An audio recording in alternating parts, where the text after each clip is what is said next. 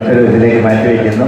എന്തായാലും ജിനു നമ്മുടെ സുഹൃത്താണ്. അവിടെ 3 വീട് ഇപ്പം വെച്ച് കൊടുക്കുന്നുണ്ട് സേവാ ട്രസ്റ്റിൻ്റെ പേരിൽ കെട്ടിക്കുളങ്ങര. അതിനുവേണ്ടി അദ്ദേഹം പ്രവർത്തിച്ചുകൊണ്ടിരിക്കുകയാണ്. അദ്ദേഹത്തെ സേവാശക്തി ഫൗണ്ടേഷനിലേക്ക് സ്വാഗതം ചെയ്യുന്നതോടൊപ്പം അദ്ദേഹത്തിൻ്റെ എല്ലാ സേവനങ്ങൾക്കും ഈശ്വരൻ നന്മ നൽകട്ടെ. വേണുഗോപാൽ സാർ തൊടുപുഴ ഹോളിൻ്റെ പേരിലുള്ളവർ തന്നെ മന്നത്ത് പരമാവധി സ്ഥാപിച്ച പന്തളം NSS പോളിടെക്നിക്കിലാണ്.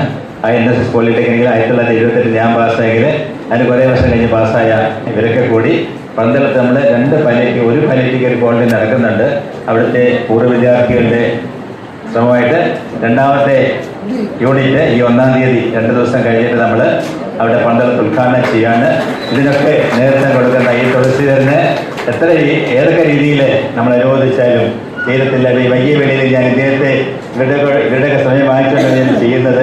അതിന് ക്ഷമിക്കണമെന്ന് അഭ്യർത്ഥിച്ചുകൊണ്ട് ഇദ്ദേഹത്തെ ഞാൻ ആദരിക്കുകയും ഇദ്ദേഹം ഒരു 10 സെക്കൻഡ് ഒരു മറുപടി തരണം.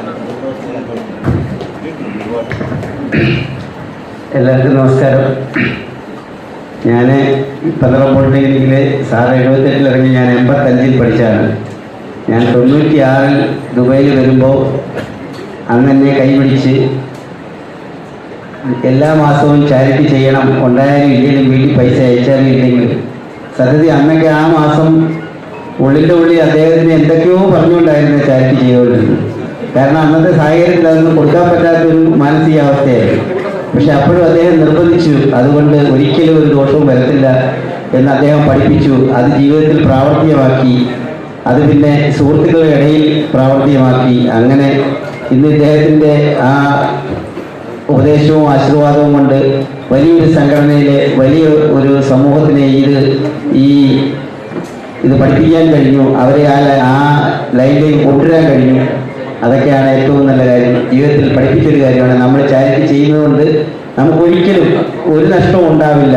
നമ്മൾ 1 രൂപയുടെ ചാരിറ്റി ചെയ്താൽ 2 രൂപയുടെ ഗുണം നമുക്കുണ്ടാവുമെന്ന് നമ്മൾ ജീവിതത്തിൽ അനുഭവിച്ചറിഞ്ഞ വ്യക്തിയാണ്.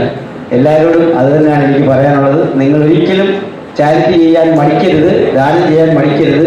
ദാനം കൊണ്ട് ഒരു നഷ്ടവും ആർക്കും ഉണ്ടായിട്ടില്ല. ദാനം ചെയ്ത് നഷ്ടപ്പെട്ട ആരും എങ്ങും ഉണ്ടായിട്ടില്ല.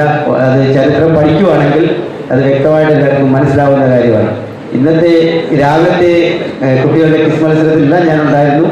അവരെയൊക്കെ പഠിപ്പിച്ചത് ഇതാണ്. അവരെയൊക്കെ വളർത്തിക്കൊണ്ട് വരാനുണ്ടായ ഒരു പ്രവൃത്തിയാണ്. ആ ഒരു രീതി, അതിനു വേണ്ടിയിട്ടാണ്, ആ ഒരു ലക്ഷ്യം വെച്ചുകൊണ്ടാണ് ഇന്ന് സേവാശക്തി ഫൗണ്ടേഷൻ ഇത്രയും ശക്തമായ പ്രവർത്തനത്തിൽ നിൽക്കുന്നത്. നിങ്ങളുടെ എല്ലാവരുടെയും സപ്പോർട്ടും നിങ്ങൾ സഹകരിക്കുന്നവരുടെ സപ്പോർട്ടും കുടുംബങ്ങളിലും എല്ലാം ഉണ്ടാക്കി വലിയൊരു ശക്തി ദാനത്തിൻ്റെ പിന്നിൽ കൊണ്ടുവരണമെന്ന് എല്ലാവരോടും പ്രാർത്ഥിച്ചുകൊണ്ട് ഞാൻ എൻ്റെ വാക്കുകൾ നിർത്തുന്നു. നമസ്തേ.